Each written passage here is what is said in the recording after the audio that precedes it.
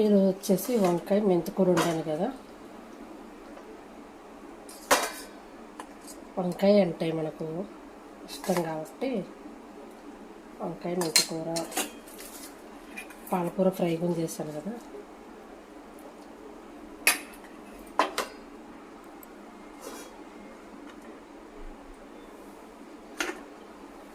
అన్నం కొంచెం చల్లగా అయింది. ముందు పాలకూరతో తిందాం, 2 ముద్దలు ఎలా ఉంటుందో చూద్దాం. ఉల్లిపాయలు ఎక్కువ వేసాం కదా, బాగానే ఉంటుందిలేండి పాలకూర.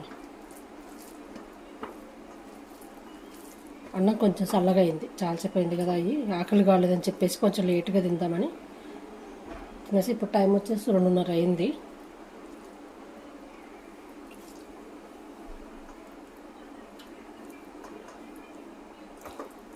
బాగుంది, ఉల్లిపాయలు ఎక్కువ వేసాం కదా, బాగుంటుంది. ఉల్లిపాయలు ఏ కూరలైనా ఉల్లిపాయలు ఎక్కువ వేసుకుంటే కొంచెం డార్క్గా కలుపుకుంటే బాగుంటుంది.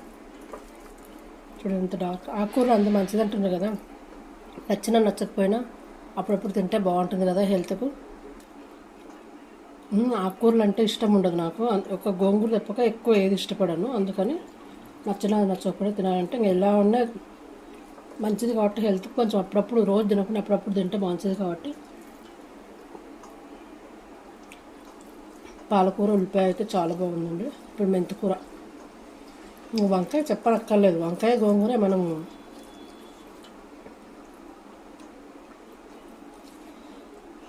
వంకాయ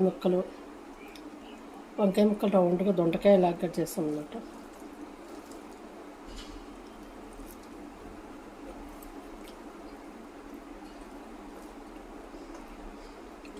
బాగుంది ఇది కూడా.